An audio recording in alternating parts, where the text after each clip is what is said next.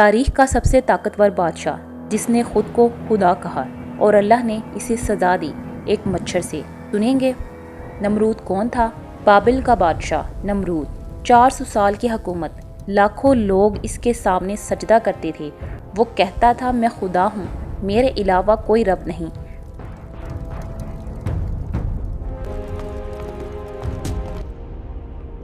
پھر آئے حضرت ابراہیم علیہ السلام اور پوچھا، میرا رب وہ ہے جو زندگی دیتا ہے، موت دیتا ہے، تم دے سکتے ہو؟